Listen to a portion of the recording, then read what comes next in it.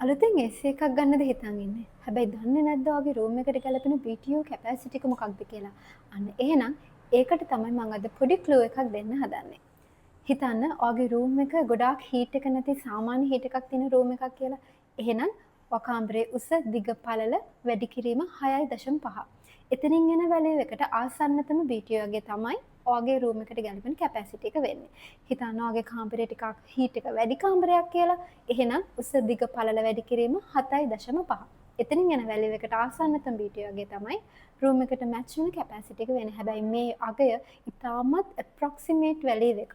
මොකද තවත් සාධක ගොඩාක් බලපානවා හරියටම කැපැසිටි එක තීරණය වෙන්න. මොකද කාමරේ ඉන්න කී දෙනෙක් ඉන්නවාද? එතකොට කාමරේ තියෙන උඩ තට්ටුවකද පහළ තට්ටුවකද සහ ඉලෙක්ට්‍රිකල් අප්ලයන්සස් අර හීට් එක එළියට දෙන තව ඩිවයිසස් කොච්චර තියෙනවද? ඒ වගේ සාධක තව ගොඩාක් තියෙනවා.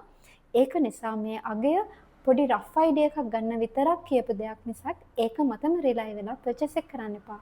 එතකොට පර්චේස් එක කරන්න කලින් අනිවාර්යෙන්ම දන්න කෙනෙක්ගෙන් කන්සල්ටන්සි එකක් අරගෙන හරිම කැපැසිටි එක ඩිසයිඩ් කරලා AC එක ගන්න.